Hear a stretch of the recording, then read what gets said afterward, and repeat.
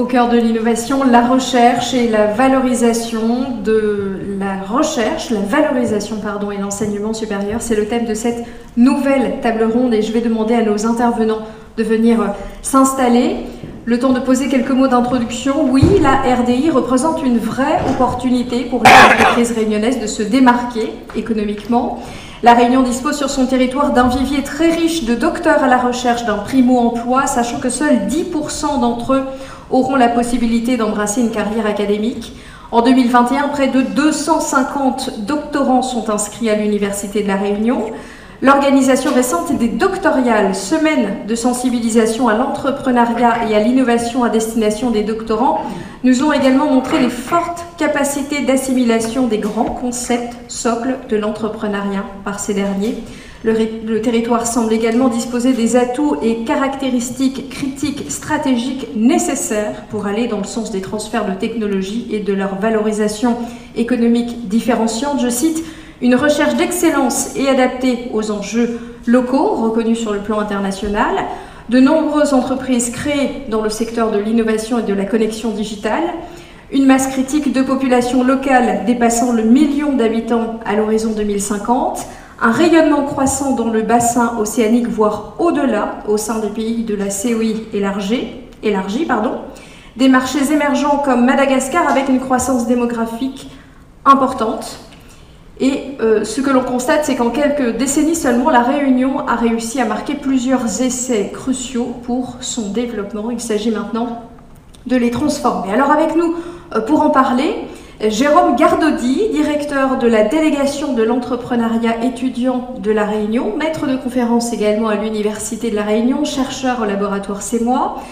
Catherine Marimoutou, chef de service santé publique et soutien à la recherche au CHU de La Réunion. Patrick Mavingui, vice-président du conseil d'administration de la direction du soutien à la recherche, à l'innovation, à la valorisation et au partenariat, directeur également du laboratoire PIMIT. Et enfin, Éric Geoffroy, directeur régional du CIRAD. Bonjour madame, messieurs. Petite question déjà pour démarrer, plutôt en forme de rappel. Est-ce que vous pourriez nous redire en quoi est-ce que les travaux de recherche des doctorants sont déterminants pour La Réunion ? Oui, merci pour la question et bonjour à tout le monde. Je tiens déjà à rappeler que plus de 80% des travaux qui sont publiés, aussi bien en recherche fondamentale, que je soutiens fortement, en recherche translationnelle et en recherche appliquée, sont des travaux publiés par les doctorants. Donc ce qui veut dire que toute projection du présent et du futur dépend effectivement des étudiants. Alors c'est fondamental parce que non seulement ça forme l'esprit, mais concrètement ça permet aussi de générer ce que vous appelez, qu'on peut appeler l'innovation et puis la création des biens. C'est pour ça que c'est fondamental les travaux des doctorants, des étudiants. Oui, puis c'est surtout qu'un doctorant, il est en phase d'apprentissage, donc c'est la recherche d'aujourd'hui et puis surtout c'est celle de demain. Et donc c'est celle des talents de demain et c'est celle qui effectivement va construire ce qu'il y a à construire en termes de réponse à des enjeux tout en étant agile. Et la formation par la recherche est une excellente formation parce qu'effectivement elle permet d'apprendre effectivement la rigueur scientifique, apprendre la responsabilité. Et ça c'est important comme point de départ pour ensuite essaimer ses talents vers l'ensemble des enjeux qui nous attendent. Madame Marimoutou. Alors, moi j'ajouterais qu'effectivement les doctorants, ils sont là pour porter une recherche qui s'inscrit dans le futur, parce qu'effectivement on les forme, mais ils nous forment aussi parce qu'ils sont là pour poser des questions, ils sont là pour approfondir des projets innovants, justement, des nouveautés par rapport à ce qu'on fait déjà. Et puis, beaucoup de ces chercheurs, alors surtout peut-être au CHU, c'est des gens qui s'inscrivent dans des carrières hospitalo-universitaires, donc ça sera aussi nos enseignants et nos chercheurs de demain et ils formeront les générations futures. Donc c'est un investissement d'avenir. Vous avez dit un mot important, le terme d'investissement, Monsieur Gardaudy, les recherches, les travaux de nos doctorants. Est-ce que vous pouvez nous dire pour vous en quoi est-ce qu'ils sont déterminants pour la construction de La Réunion de demain? Oui, merci pour cette question. Je vais garder mon filtre du coup entrepreneuriat. Et comme viennent de le dire mes collègues, toute recherche, que ce soit un travail de thèse ou travail de chercher à confirmer, s'inscrit dans une logique d'innovation, dans une logique du coup de nouveauté. Et il y a une chose qu'on doit garder à l'esprit, c'est que les principales entreprises ou grandes entreprises ou les principales innovations qui ont fait l'objet d'entreprises par la suite sont venues de travaux de doctorants ou d'étudiants au sein des universités, mais ça aussi dans une logique internationale. Donc je ne pense pas qu'à La Réunion, eh bien, on va s'inscrire également dans cette dynamique-là, et c'est la raison pour laquelle il est intéressant, et plus que cela, il est important de s'intéresser aux travaux des chercheurs et des doctorants. On ne fera pas exception. Je vais vous poser une question peut-être plus large. Comment on valorise mieux, aujourd'hui, demain, le travail de nos doctorants? Alors, on est dans un milieu, dans un environnement qui est compétitif. Donc, quand on s'inscrit dans la valorisation des travaux de doctorants, c'est déjà les conduire, les emmener à soutenir l'objectif pour lequel ils se sont inscrits, c'est-à-dire leur doctorat. Donc ça, c'est la première valorisation, finalement. Et à l'intérieur, dans cette démarche de valorisation, il y a les prérequis qui sont indispensables à la soutenance d'un doctorat. C'est des publications scientifiques et qui doivent être reconnues au niveau international. Ça, c'est très important, c'est une première valorisation. La deuxième, c'est qu'il faut leur permettre soit de rejoindre le monde académique, nous en faisons partie, ou aussi de générer des entreprises, s'il le faut, création de start-up, participer à des projets de construction personnelle, mais aussi de construction d'un groupe. Il ne faut jamais extraire l'individu, le doctorant, en dehors de son environnement, qui intègre son équipe de recherche, la direction de son laboratoire, et puis finalement le monde universitaire d'où je viens. Le doctorat, c'est un passage. C'est un passage. Alors c'est un passage parce qu'il a été choisi. Donc, ce sont des études longues. Et puis ensuite, derrière, c'est soit une carrière de type classique, chercheur dans le domaine public, ou la porte du privé, voire monter aussi sa start-up ou voir son entreprise. Et le doctorat a cette vertu-là de pouvoir en fait être une sorte de carrefour où effectivement il y a un choix qui est fait. Ce qui est intéressant par contre, par exemple dans mon entreprise, le CIRAD, ce que disait Jean-Cyril, il avait raison, c'est que derrière on parle beaucoup d'innovation, mais il y a aussi à la fois pas que de l'innovation. Il y a la question du passage du doctorat, c'est aussi chercher un métier et se destiner en quelque sorte soit à la recherche, soit trouver quelque chose de génial où il y aura participé à une vraie innovation pour lequel il y a un marché, il y a quelque chose à creuser et monter son entreprise, et faire partager son innovation et lever un frein technologique ou un frein scientifique. Et c'est là où c'est très intéressant. Et la réunion de demain, moi je vois par exemple on fait à peu près 45 thèses par an dans mon établissement, rien qu'à la Réunion. Mais si on prend sur l'ensemble des thèses que l'on fait au niveau international, parce qu'on travaille beaucoup pour les pays du Sud, sur la dernière année, on a 6 doctorants qui sont partis en start-up. Donc c'est intéressant, donc on commence aussi à essaimer parce qu'effectivement les sujets qui sont travaillés sont des sujets d'intérêt, des sujets à enjeu, c'est des sujets de demain.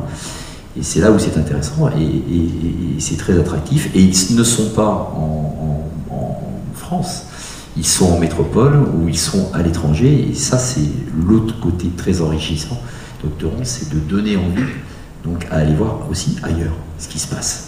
Vous avez abordé plusieurs notions. Effectivement, le temps de la recherche est long, l'environnement de l'entreprise est plutôt plus court et qui reste sous pression du fait de la nécessaire compétitivité. Comment est-ce que l'on concilie ces deux temps et comment est-ce que toutes les recherches qui sont menées à La Réunion, vu le potentiel que vous soulignez et que vous incarnez, se traduit de suite par des réalisations très concrètes qui encourageraient demain davantage l'innovation et l'accompagnement de nos chercheurs?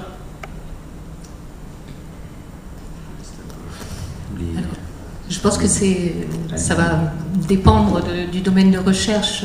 Moi, je représente le CHU. Dans le CHU, beaucoup de notre recherche est une recherche au lit du patient, autour de la santé, et surtout elle est beaucoup développée par des gens qui sont déjà des professionnels de santé.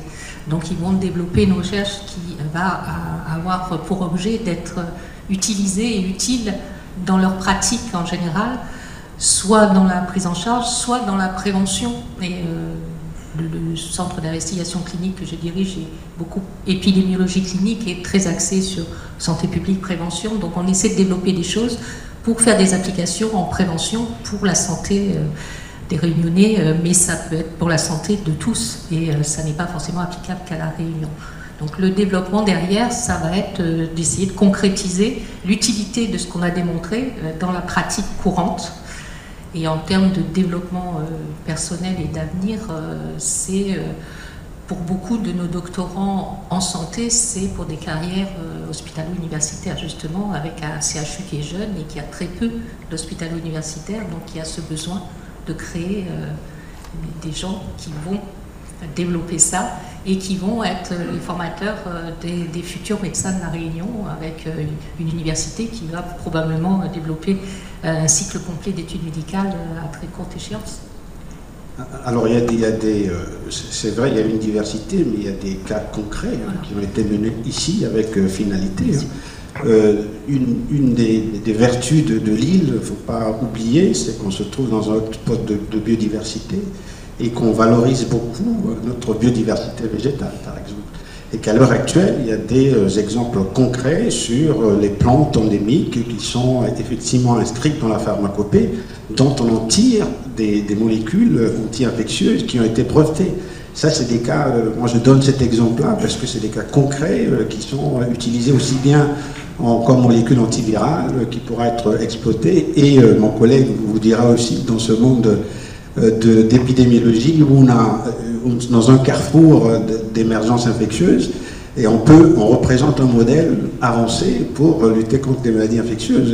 Et là-dessus, on a des éléments, on participe même, certains laboratoires participent même à des candidats vaccins. Donc, c'est pour dire qu'il y a des cas concrets, mais en plus de cela, je vais quand même signaler, j'insiste, sur la recherche fondamentale de base. Si aujourd'hui on parle donc de vaccins sur la base d'ARN, ça a commencé par la connaissance de la molécule, qui est l'ARN messager, et c'était une recherche de base. Ce n'était pas forcément appliqué. Mais le CIRAD peut vous donner encore un exemple plus concret, puisqu'on a collaboré sur des travaux importants, et ça sera aussi une illustration. Oui, parce que il ne vous a pas échappé, effectivement, qu'en début d'année, on a communiqué sur la solution du dépistage de Covid-19, puisque c'est une petite équipe de santé végétale qui a travaillé avec les équipes de Patrick. En fait, c'est un consortium, y compris celle du CHU. On a partagé une aventure heureuse qui, là je peux vous le dire, effectivement, qui devrait être industrialisée. Donc elle va être industrialisée. Et donc j'espère bien qu'en début d'année prochaine, nous aurons un test de dépistage du Covid-19 rapide, donc français, mis au point à La Réunion. L'originalité étant une équipe plutôt d'approche intégrée des santé. C'est ça qui est intéressant.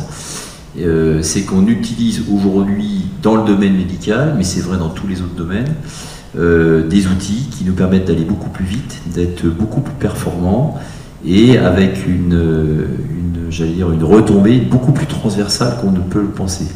Et pour en revenir à votre question, effectivement, quand on est aussi sur un sujet comme doctorant, c'est pas forcément le sujet du doctorant qui est intéressant ou qui attire. C'est souvent à la fois la thématique, l'agilité et le talent du doctorant et de l'ensemble de sa carrière qu'il se construit, parce que ce n'est qu'une étape. Et nous, on regarde ça, alors pour le peu, mon entreprise et moi-même, on regarde ça avec beaucoup d'intérêt et on reçoit d'ailleurs beaucoup d'offres. Et souvent, on regarde effectivement quels sont les travaux qui sont menés et surtout la façon dont ont été menés ces travaux. C'est ça qui est important. Pour répondre à votre question, pour moi, il y a deux processus qui doivent être initiés. Un processus pour faire en sorte que le chercheur, le doctorant, devienne entrepreneur. Et à ce moment-là, il y a aussi une double dimension, c'est qu'il s'acculture aux compétences relatives à l'entrepreneuriat, mais c'est aussi, comme vient de le dire mon collègue, c'est valoriser un savoir-être ou des compétences issues de la recherche dans l'entrepreneuriat. On a par exemple des capacités de résilience lorsqu'on est doctorant. Et le deuxième processus, on parle beaucoup d'innovation, mais dans la majeure partie des cas, on se retrouve dans des logiques d'invention. Et on doit transformer cette invention en innovation, et tu le disais tout à l'heure, et c'est quand cette invention est acceptée, il trouve un marché, il trouve des acquéreurs, et du coup là on peut parler d'innovation. Et la question se pose de savoir si ça on le fait après la thèse ou pendant la thèse. Et comme vous l'avez dit, étant donné que c'est des processus longs, il vaut mieux le démarrer dès la thèse. C'est vrai que ça rejoint la question des débouchés. Est-ce que, on parle de l'employabilité du coup des doctorants, est-ce que la problématique se pose de la même façon pour l'ensemble des chercheurs? Je pense à l'université et au CHU où effectivement les chercheurs sont déjà docteurs. Est-ce que la problématique du coup, est-ce que ça crée de gros écarts? Déjà pour donner des chiffres, d'une façon globale, l'employabilité à l'université à partir des docteurs, il y a à peu près 10 à 12% des docteurs qui vont rentrer dans le monde académique. C'est pas un chiffre élevé, c'est relativement faible parce que la compétition est forte. Et après, le reste, les 78% qui restent, vont essayer soit de générer, de créer des entreprises, soit plutôt de rentrer dans un marché qui soit un marché économique directement. Ce qui veut dire quand même, en termes de rendu, le diplôme de doctorat n'est pas toujours garant d'une accessibilité à l'emploi systématique. C'est pour ça que d'ailleurs les bourses de chiffres sont intéressantes. Et là, c'est une relation docteur et entreprise qui permet en tout cas de sécuriser quelque part l'entrée et l'accompagnement du docteur dans le monde économique. Il y en a très peu, d'une façon générale. Mais, bon. Tu as raison, c'est vrai qu'effectivement, la question des bourses CIF est une vraie question parce qu'elle met en interaction le monde opérationnel, le monde industriel et l'université ou l'établissement de recherche. Et à La Réunion, très sincèrement, on ne peut que mieux faire aujourd'hui. Et c'est une voie effectivement d'avenir qu'il faut creuser. En tout cas, pour l'étudiant, c'est intéressant parce qu'évidemment derrière, c'est potentiellement une embauche en suivant. Et pour l'entreprise, le recrutement d'un jeune talent qui a effectivement suivi un parcours à la fois académique et scientifique et souvent de qualité, parce qu'en général, la thèse, elle se négocie entre l'établissement de recherche et l'entreprise, et donc il y a déjà là un grain de confiance très intéressant. Et c'est ça qu'il te faut développer. Alors, le constat est posé. Comment est-ce que demain on peut rendre ces profils plus attractifs du coup pour les entreprises?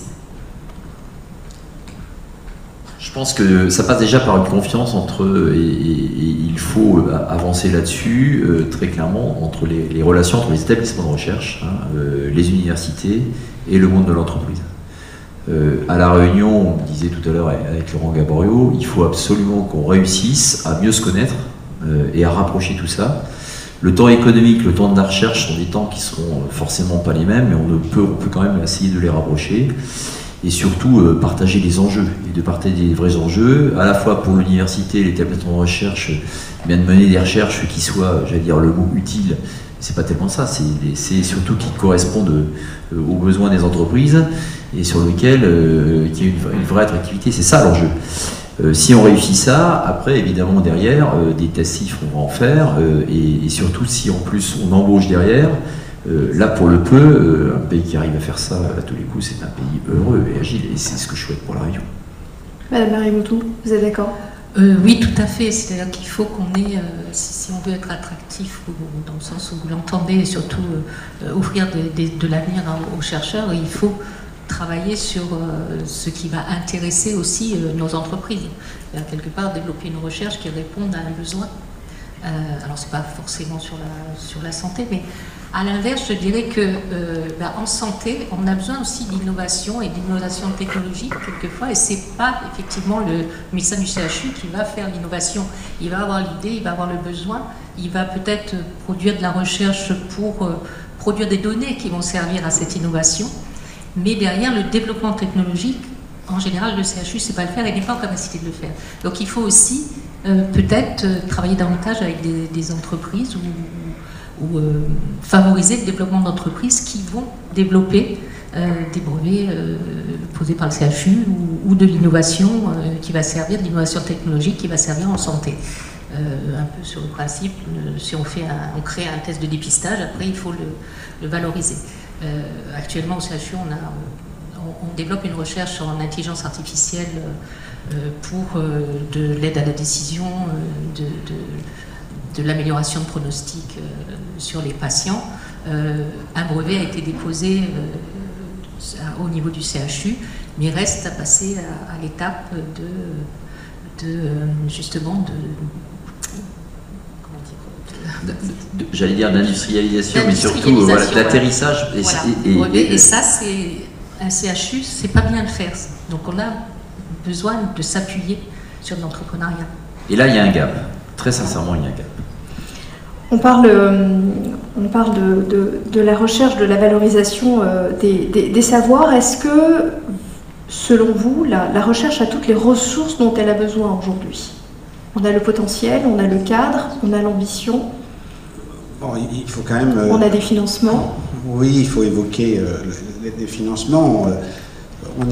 La recherche réunionnaise est tout de même très bien accompagnée, quand je dis très bien, à son niveau d'accompagnement, par les fonds européens de développement de recherche, en tout cas au niveau régional. Hein, on est très bien accompagné, on peut pas le nier.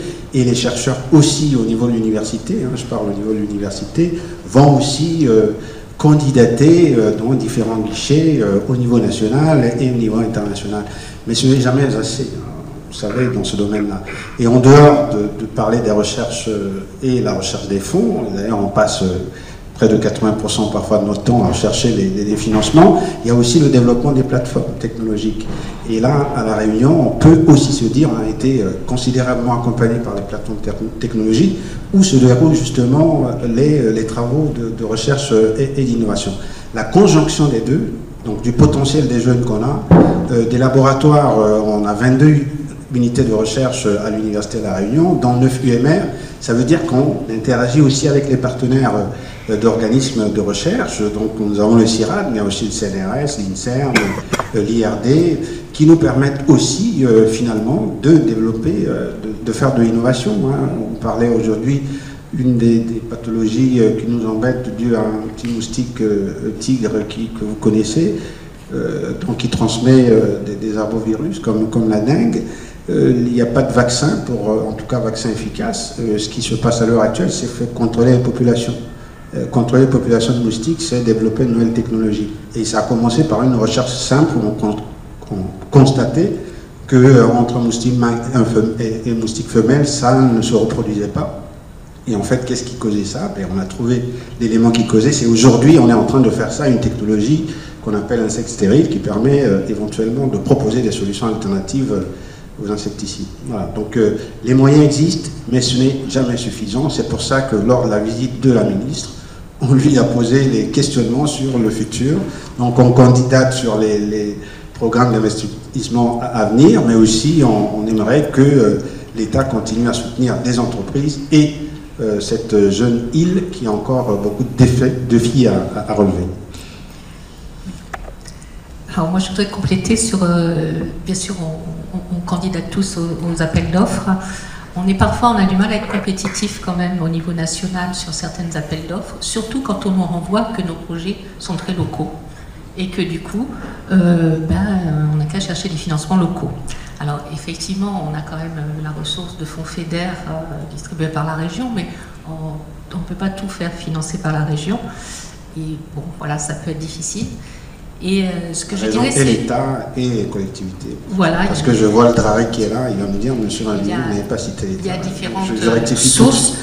Mais ce que je dirais en plus en santé, nous, ce qu'on a fait comme constat, c'est que la recherche en santé sur les Réunionnais, il y a des recherches ponctuelles sur une question ou une autre, mais le grand défi de la recherche en santé, c'est de pouvoir suivre des cohortes de population pour comprendre ce qui se passe au sein d'une population, quels sont les facteurs spécifiques qui vont intervenir en santé, quelles sont les actions qui vont marcher, pas marcher. Et au niveau de la Réunion, nous ne sommes pas inclus dans les grandes cohortes nationales. Il n'y a aucune donnée de cohorte sur des cohortes locales.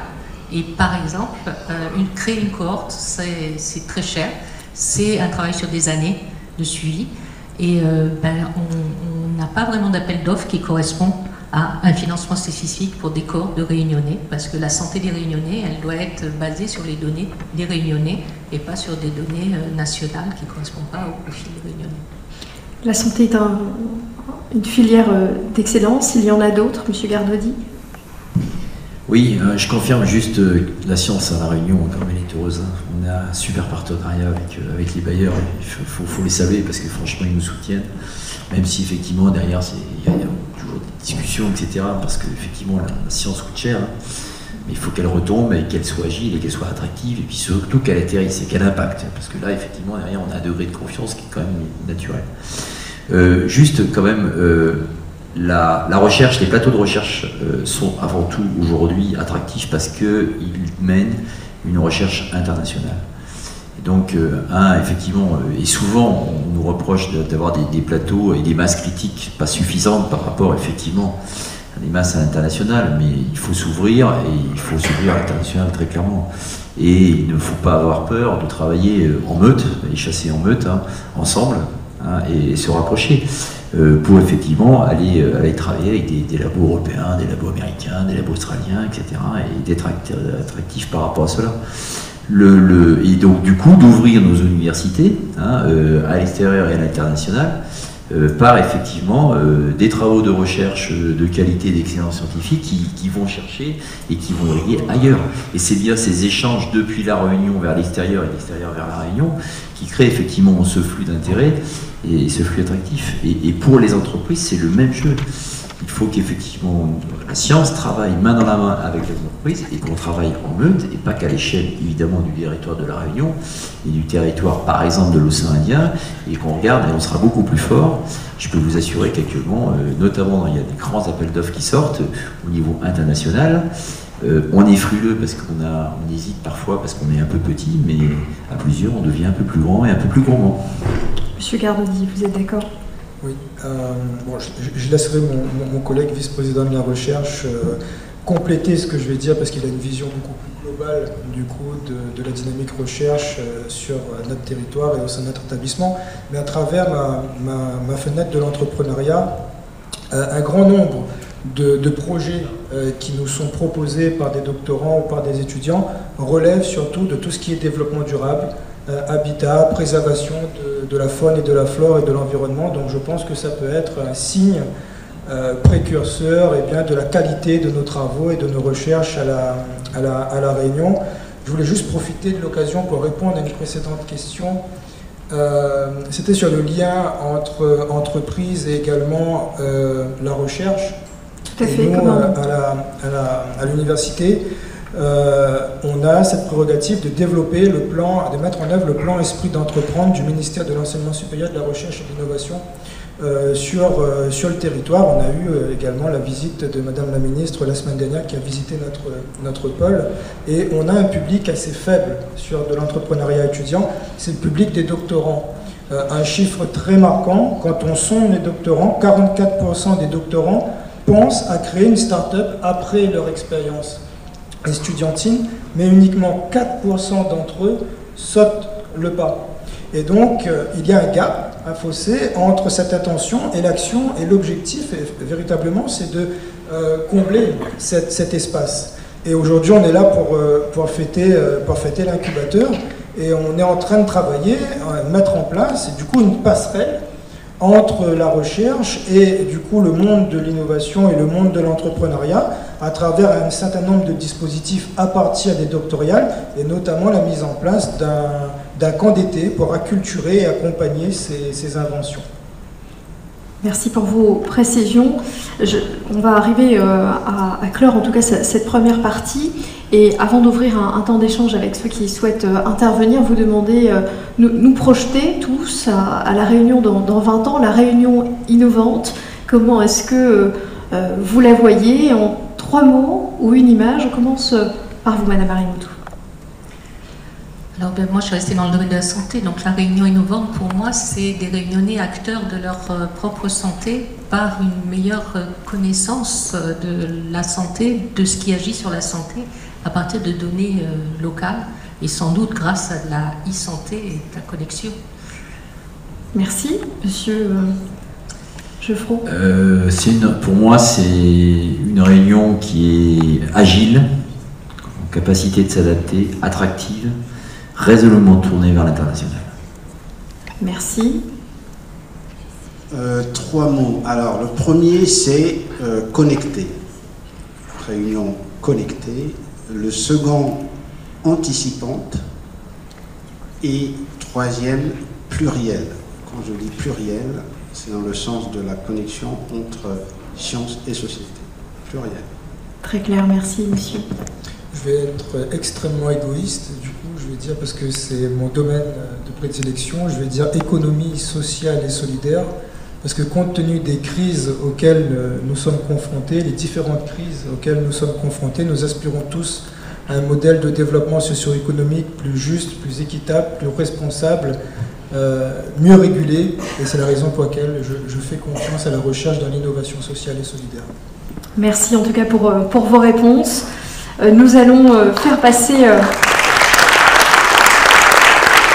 des micros et vous laisser la possibilité d'intervenir si vous le souhaitez, dans le respect des gestes barrières toujours, et je vous demanderai en tout cas de garder vos masques s'il vous plaît.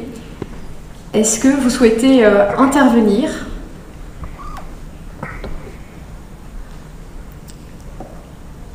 Pas encore. Alors vous pouvez questionner ou témoigner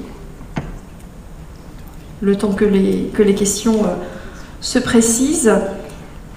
J'avais une question qui fait écho à vos échanges tout à l'heure. Est-ce que vous avez l'impression que la crise sanitaire a accéléré les besoins d'innovation à La Réunion ?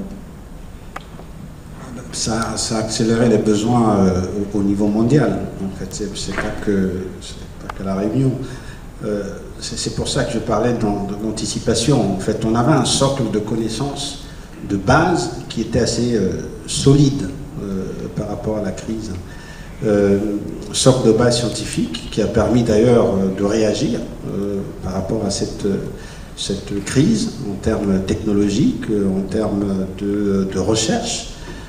Ça a été une évidence. Et deuxièmement, le numérique a été accéléré, mais ça, c'est pas qu'à La Réunion, c'est au niveau mondial. C'est vrai qu'on a atteint, nous, à l'université, des modèles d'enseignement à distance extraordinaires. Il nous manque encore, mais c'est quand même une capacité pour les jeunes qui ne pouvaient pas se déplacer de maintenir un niveau d'apprentissage important. Donc le numérique a été considérablement accéléré. Et puis on est revenu un tout petit peu sur les recherches de base, un tout petit peu sur la connaissance de base des mécanismes d'interaction, de comprendre la sociologie.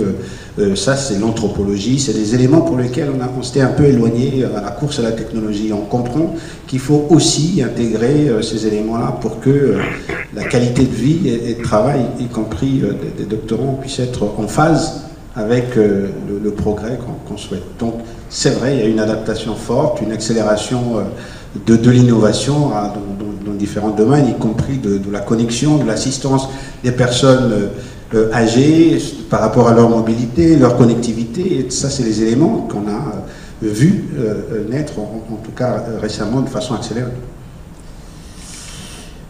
Covid-19, c'est avant, après. Hein. Pour moi, c'est un peu nucléaire, cette affaire. Parce que quand on regarde beaucoup, c'est plutôt un effet de sidération, un repliement sur soi-même. On n'a jamais autant peu travaillé ensemble parce qu'on était confinés les uns les autres. Internationalement, tout le monde s'est regardé, tout le monde s'est refermé. Et puis derrière, une possibilité de fenêtre qui s'ouvre, qui se referme, on ne sait pas bien, en ce moment, à mon avis, on a encore un bout de temps. Mais l'enseignement de tout ça, c'est je pense qu'on avait l'impression de savoir faire ou qu'on n'était pas si mal et que après tout ça, on se pose quand même beaucoup de questions. On a l'impression d'être un peu reparti à zéro. La santé a jamais aussi travaillé, et j'ai pas peur de le dire, aussi bien travaillé, parce que quand même réaliser à l'international des vaccins ARN messagers dans le peu de temps, il y a peu de labos, et pourtant je suis dedans, et je peux vous assurer qu'il y a quand même beaucoup d'innovations, etc. Après, c'est la question de dire, ah bah oui, mais en France, par rapport à l'international, voilà, il y a des questions, des sujets, etc.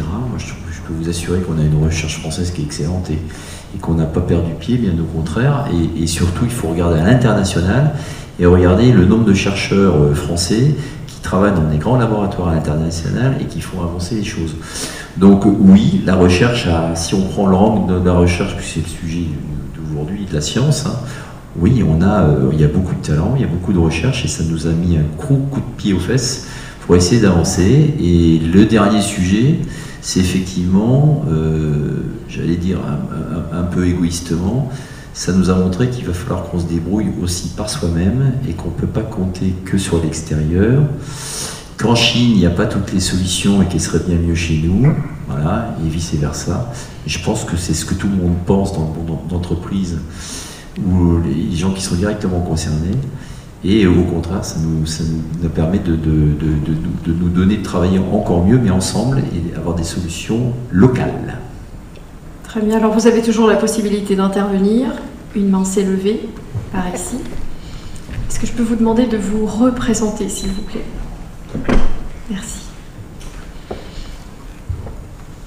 Bonjour, pour ceux qui m'ont vu ce matin. Donc, je suis Anne-Laure Payette, consultante en transformation digitale, présidente de la Jeune Chambre économique de Saint-Denis. J'ai eu l'occasion de profiter de l'incubateur en 2015-2016. Donc, mon projet a été incubé et j'ai pu du coup faire ce fameux lien entre la recherche et mon projet entrepreneurial. Ma question va être plutôt orientée vers une question d'optimisation. J'ai bien vu qu'il n'y a pas la même temporalité entre une start-up, donc un projet innovant qui a besoin de mettre très vite sur le marché une offre, un produit avec un modèle économique en test, parce que ça prend beaucoup de temps à tester, mais il faut très vite le lancer, alors que la recherche, potentiellement, ça prend 6 mois, 1 an. Du coup, j'ai travaillé avec le LIM, le laboratoire d'informatique et de mathématiques de La Réunion, et on a dû découper en petits bouts pour essayer d'aller au plus vite. Ma question, plus précisément, c'est est-ce que la recherche et les chercheurs, doctorants, travaillent aussi sur leur agilité pour faire en sorte que ce lien avec le monde de l'entreprise et de la création soit finalement plus rapide et main dans la main, c'est-à-dire qu'on ait la même temporalité entre l'ambition de développer une offre et la recherche qui va avec. Alors, en tout cas, je vous répondrai qu'on ne sait pas faire. Je vais être assez brutal, mais c'est vrai qu'on ne sait pas faire. Il y a des pays qui savent mieux faire que nous en matière de ce genre d'accompagnement. Je vous donne un seul exemple, qui est, et pourtant c'est un exemple qu'on a vécu tous ensemble, puisqu'effectivement c'est l'atterrissage du test de dépistage Runcoff. Je peux vous assurer que la solution de laboratoire qui fonctionne et qu'on a mis en place avec nos amis, notamment de l'aérien, etc., quand il a fallu trouver un industriel, qu'il a fallu faire atterrir la solution avec industriel, etc., eh bien, c'est là qu'on s'aperçoit qu'on n'a pas forcément les bons outils. Hein. En tout cas, ils ne sont pas locaux. Il faut qu'on continue effectivement à les mettre en exergue, hein, parce qu'on n'est pas à dimension. Et c'est ça le sujet. Et donc, et je comprends effectivement tout à fait qu'effectivement, il y a tout un apprentissage et surtout un accompagnement. Il nous faut des structures d'accompagnement qui soient à taille, hein, et qui te permettent à la fois dans un monde ultra compétitif, parce que des idées, il y en a à l'heure, hein, ultra compétitif dans des sujets où souvent on a l'impression d'avoir la bonne idée, mais derrière l'atterrissage il est un petit peu plus compliqué, n'est-ce pas, Laurent? Je vais juste compléter pour dire aussi que ce n'est pas qu'à La Réunion. Donc il faut vraiment qu'on se rende compte que toute recherche qui va être transformée en recherche appliquée sur des accélérateurs et qui puisse exister, la connexion avec des entreprises prend toujours plus de temps. Et ce n'est pas qu'à La Réunion, c'est en métropole, c'est aussi au niveau mondial. Il se trouve effectivement que d'une façon générale en France, on n'est pas tellement bon. Voilà. Donc c'est vrai qu'on n'est pas tellement bon, même si à l'heure actuelle il y a beaucoup d'outils qui sont en train d'être créés, il y a encore une marge de progression considérable. Et puis c'est ce qu'on disait, hein, à partir du moment où on conçoit un projet, ce serait bien que ce projet, si c'est nécessaire, puisse être co-construit avec des entreprises quand le sujet s'y prête. Et là aussi on a encore beaucoup d'efforts et de progrès à faire, en fait. Vous avez été franche et vous avez utilisé un cas concret, je vais essayer d'en faire de même. Aujourd'hui, moi je travaille dans un laboratoire et il y a un projet qui est incubé en ce moment et qui est adossé à mon laboratoire et je travaille sur ce projet-là dans le cadre de ma recherche. Je ne suis pas seul là-dessus, j'ai 2 autres collègues. Moi j'ai la chance de baigner dans l'écosystème, de par ma fonction, de l'écosystème de l'entrepreneuriat et je connais, du coup je sais quel est le rythme du coup de la création d'entreprise. Et oui, et c'est 2 temps complètement différents. Mes 2 autres collègues qui n'ont pas le même poste, qui n'ont pas la même appétence que moi pour l'entrepreneuriat, ont pris cet adossement comme un projet de recherche pur. Et quand il a fallu présenter le projet de recherche à l'incubateur, je leur ai dit ça passera pas, c'est trop long. Mais pour eux, c'était la vision idéaliste du chercheur et que ça coïncidait absolument pas avec le temps de la création d'entreprise. Ça a été retoqué. Et du coup, il a fallu qu'on le retravaille et on est arrivé à la proposition initiale où on coïncidait avec la temporalité de la création d'entreprise. Donc effectivement, il faut acculturer les chercheurs et notamment, a fortiori également les doctorants, à cette agilité, à cette flexibilité, à cette temporalité qui est spécifique à la création d'entreprise. Et c'est la raison pour laquelle il est important et urgent de créer cette passerelle. C'est une passerelle peut-être physique où on va partager les mêmes locaux, mais aussi une passerelle en termes d'acculturation, comme je le disais, pour avoir les bons codes. En termes de temporalité, est-ce que c'est une passerelle qu'on peut envisager à l'horizon de quelques mois, des années? Comment? Quelques mois, effectivement, puisque, je vous donne le scoop, on lance le campus d'été Docteur Entrepreneur au mois de février, grâce au soutien du coup de monsieur le vice-président en charge de la recherche et le soutien de l'incubateur Technopole. Très bien, merci. Est-ce que nous avons le temps de prendre encore une question, si vous le souhaitez? Alors je vois qu'une main se lève, effectivement. Est-ce que je peux vous demander de vous présenter également, s'il vous plaît? Merci. Bonjour, Manchara Koutsoumel, je suis doctorant au sein de l'Université de La Réunion dans le domaine des sciences humaines et sociales. Ma question est que, en fait, à l'Université de La Réunion, il y a à peu près un tiers de doctorants en SHS et 2 tiers en STS, en sciences, technologies, sociales, santé. Quand on parle d'innovation, nous, plutôt en sciences humaines sociales, on a tendance à penser à vraiment tout ce qui est technologie, tout ce qui est santé. Et pourtant, comme M. Mavengui l'a souligné, il n'y a que à peu près 12% des docteurs qui arrivent à entrer dans le milieu académique. Donc il y a quand même un certain pourcentage qui ne sait pas où aller après leur thèse. Ma question est, du coup, elle va plutôt vers M. Gardoudi, c'est-à-dire que comment apporter cette culture entrepreneuriale, cette culture d'innovation au sein de nous les docteurs, au sein de nous les doctorants dans les sciences humaines et sociales. Certes, il y a l'économie solidaire, l'ESS, mais est-ce qu'il y a d'autres choses que nous on pourrait faire d'innovant? Merci. Merci pour cette question. C'est une question qui rejoint votre question sur l'effet Covid. Et avec cette crise qu'on a connue, il y a eu cette prise de conscience et énormément de gens se sont dit on arrive à la fin d'un système, d'un monde et il faut en construire un autre. Et ce monde, finalement, comme l'a dit Patrick tout à l'heure, il est un peu moins technologique, il est un peu moins technique, il sera beaucoup plus social, il sera beaucoup plus durable, il sera beaucoup plus soutenable et avec un peu plus d'humain. Donc oui, on a besoin du coup de recherche et d'innovation dans ces domaines-là. Ce n'est pas uniquement moi qui le dis, c'est-à-dire j'assiste à énormément de conférences d'économistes, de sociologues, et à l'international et au niveau national, et on va valoriser désormais autre chose que la valeur technique, autre chose que la valeur technologique ou de la valeur financière. Donc aujourd'hui, bien évidemment, ce champ de recherche a un rôle imminent, important à jouer dans la construction de ce nouveau monde. Et pour répondre à la deuxième partie de votre question, je crois qu'il y a énormément de choses qui sont déjà faites et on va accélérer aussi d'autres dispositifs comme le campus d'été par exemple. Mais je crois que les doctorales, c'est déjà un événement à impact.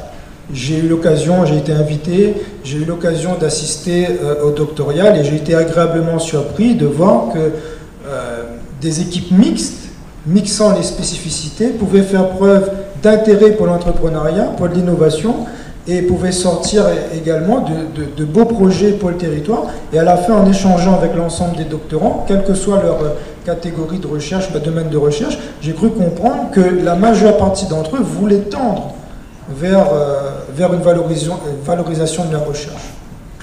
Juste en témoignage, quand même, pour vous répondre, et ça c'est du vécu, tous nos projets, sans exception, tous nos grands projets actuellement menés au CIRAD sont tous des projets pluridisciplinaires qui embarquent les sciences sociales.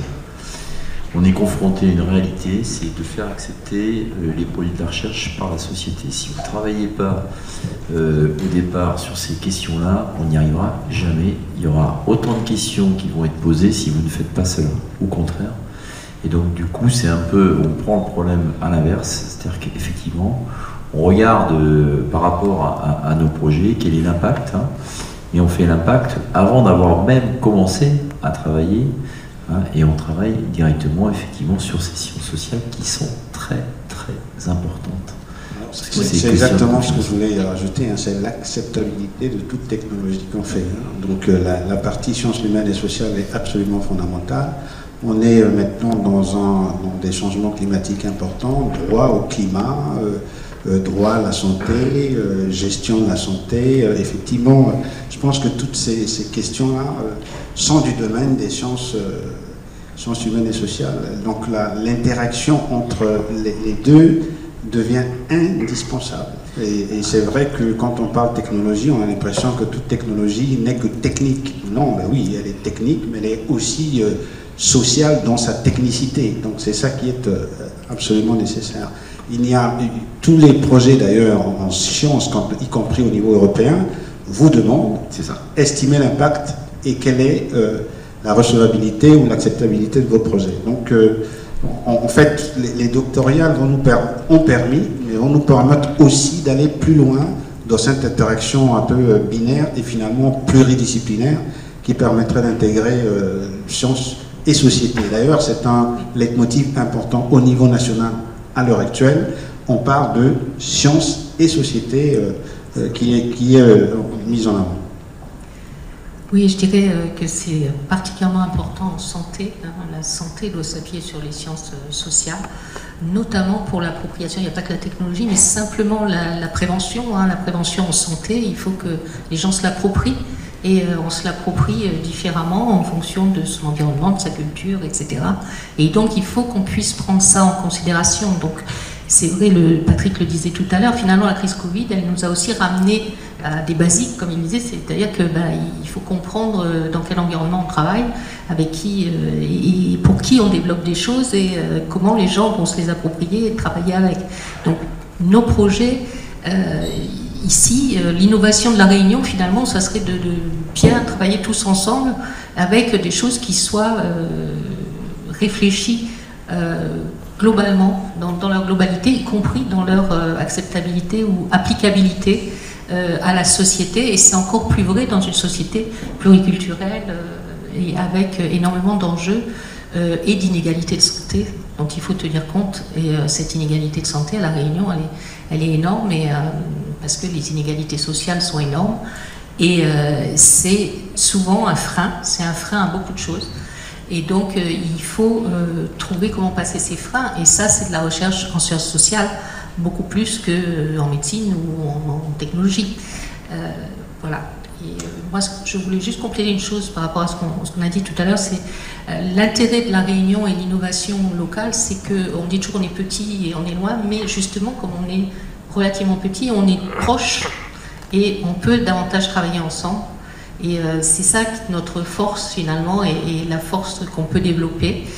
et y compris sur les thématiques, parce que je disais tout à l'heure, par exemple, on n'a pas de cohorte réunionnaise, il faut des données réunionnaises, et on nous reproche quelquefois d'être trop réunionnais et pas assez exportable, et donc il faut qu'on trouve des financements qui sont ailleurs qu'à La Réunion. Mais c'est pas vrai, parce que nous sommes une société qui est à un carrefour.